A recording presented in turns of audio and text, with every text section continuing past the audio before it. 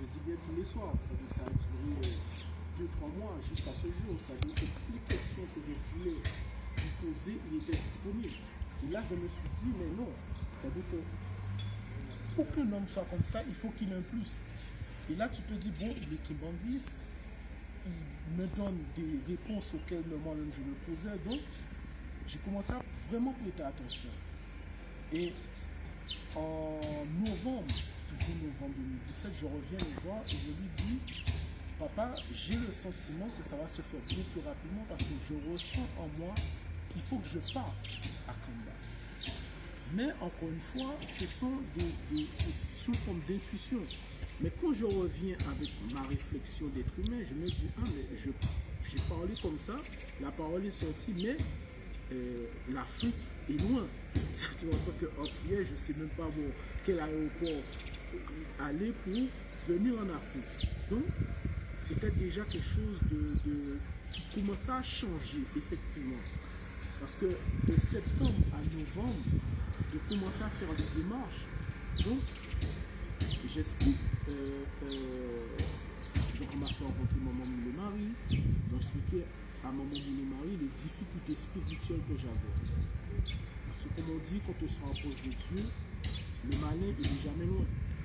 Donc, je lui ai expliqué que moi, j'ai cette envie, dans un premier temps, d'aller en Afrique en tant qu'entier et de découvrir Kamba parce que je ressens ce désir d'y aller. Et c'est alors que l'Église me dit qu'on va prendre en charge ce voyage afin que vous puissiez découvrir ce que Papa Simon Kimangou a fait pour l'homme noir et nous a laissé. Donc il s'avère que bon, on a fait des démarches. Donc par rapport à ces démarches, donc on prend l'avion, on arrive à Kinshasa. Vous avez également eu le temps de poser la question spirituelle, je ne sais pas. Oui, oui. Et qu'est-ce que vous inspire d'abord, premièrement, de quelle inspiration? La première question, c'est celle de savoir que c'est l'appel de Dieu. Vous avez également dit le chef spirituel, Simon Kimangou, qui réincarne son grand-père, qui a été de l'église Kimangou, c'est lui-même qui a envoyé spécialement le Seigneur Jésus-Christ. Vous l'avez vu, vous avez parlé avec lui, vous l'avez rencontré. Alors quels sont vos sentiments, quels sont vos expressions? C'est-à-dire que dans un premier temps, c'est-à-dire que moi, c'est plutôt mon corps qui me parle et ensuite les réflexions viennent après. Pourquoi? C'est-à-dire que quand je suis arrivé, j'ai commencé à marcher entre le temple que vous voyez ici et la résidence de Papa Simon Kimangou. Donc, je suis rentré ce qu'on peut appeler en transe. J'ai commencé à trembler de partout. J'ai commencé, les larmes ont commencé à couler. Donc, je sens, comme on dit, on dit que quelque part tout est énergie. D'accord? Et il y a ce qu'on peut appeler la vibration. C'est-à-dire que même notre Seigneur Jésus-Christ, comme j'avais vu dans un reportage, c'est-à-dire que là où il a été, dans son tombeau, quelqu'un qui va rentrer va ressentir physiquement qu'il y a une force. Donc moi, quand je suis arrivé entre la résidence de Papa Simon Kimangou et le temple, j'ai ressenti une force. Je suis rentré en transe. Donc à partir du moment que là, ça se passe comme ça, forcément l'esprit réfléchit. On sent qu'il y a quelque chose. C'est-à-dire que ces choses-là, ça ne m'arrivait pas auparavant. Donc du coup, on m'invite à aller prier derrière le mausolée. Donc je vais prier derrière le mausolée. À partir du moment où je me suis mis à genoux, entre le moment où je me suis mis à genoux et le moment où j'ai terminé ma prière, je ne peux pas vous dire où était mon esprit. La seule chose que je sais, c'est que j'ai senti qu'il y avait cette force qui s'accaparait de moi et j'ai commencé à prier. La parole commence à sortir, la parole commence à sortir, à un tel point qu'il y a un papa qui me dit, Papa Jimmy, est-ce que tu sais combien de temps tu es resté à prier là? Je dis, mais ça fait 15 minutes. Il me dit 15 minutes, ça fait plus de 45 minutes qu'on t'attend. Donc, pensez bien qu'entre 15 et 45 minutes, il y a un écart. Mais moi, je n'étais pas conscient que je priais pendant 45 minutes. C'est-à-dire que prier pendant 45 minutes, c'est quelque chose que je n'ai jamais fait de la vie. C'est-à-dire que, comme on dit, il faut aimer la prière, mais je n'étais pas à un stade à prier avec cette foi. Donc, il y avait vraiment quelque chose qui s'opérait.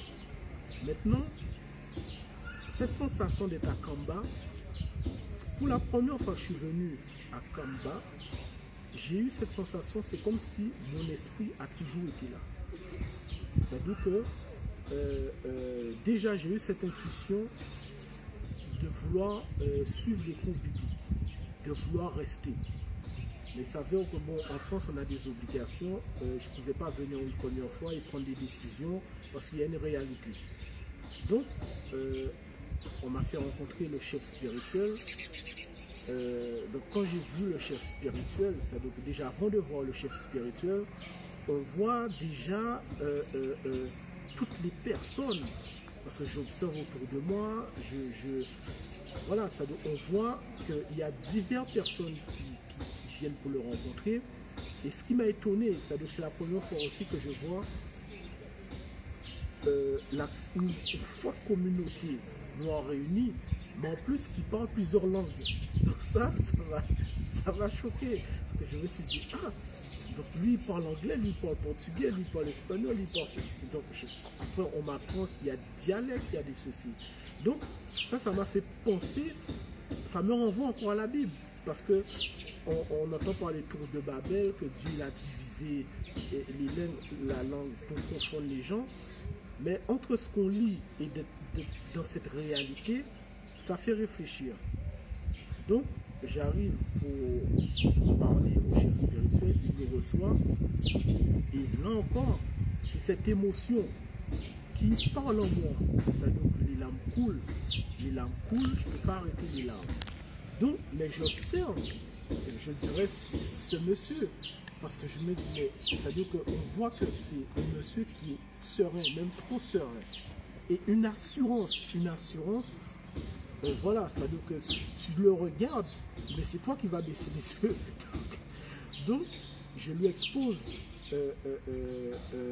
ma situation familiale, je lui expose les Antilles, la souffrance qu'il y a aux Antilles, c'est-à-dire que nous sommes antillais, moi je dis toujours nous sommes antillais, français sur papier, mais dans la manière de vivre, on voit clairement qu'il n'y a pas photo, on vient d'Afrique.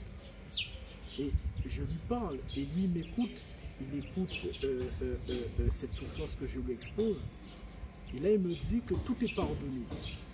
Mais moi dans ma tête je me dis, mais comment il peut dire tout est pardonné? Comment il peut, entre l'explication et tout est pardonné? Et là, en sortant, parce que j'étais rempli d'émotions, il y a un papa qui s'appelle Papa Tony, qui vient me voir et me dit que papa il a dit que tu étais très fort en tant qu'antillais d'être venu ici tout seul. Et si l'on m'encadre dans l'église par Saint-Ouen, que je peux devenir quelqu'un pour cette église. Mais je dirais encore que là, c'était les choses à venir. Parce que là, je reçois l'information, mais là encore, je me dis, mais devenir quelqu'un, mais comment je peux devenir quelqu'un? Alors que voilà, je suis un Antillais, j'habite en France, je ne connais pas la communauté. Mais comme j'avais dit au tout début, j'avais répondu à maman Mouno-Marie, c'est Dieu qui aura le dernier mot. Mais je dirais que Dieu, il a eu le dernier mot. Parce que j'ai continué à aller à l'église kimbangiste. Papa Adrien, il a continué à m'expliquer le kimbanguisme d'une manière scientifique, l'histoire du kimbanguisme. Et maman Florence Mbola, qui est dirigeante à notre église, elle est venue avec cet appui spirituel. D'accord? Et toujours au cours des mois, ça veut dire que papa Adrien me présente un papa qui s'appelle Papa Soulé. Donc Papa Soulé, lui, n'est pas kimbanguiste. Mais il est béninois, mais il s'avère que Papa Simon Kimangou vient lui parler. Donc là encore, c'est-à-dire que tu as l'information, une expérience au sein de l'église, mais en dehors de l'église, tu as un papa qui vient, pour te parler et te dit que Papa Simon Kimangou me donne des messages pour toi.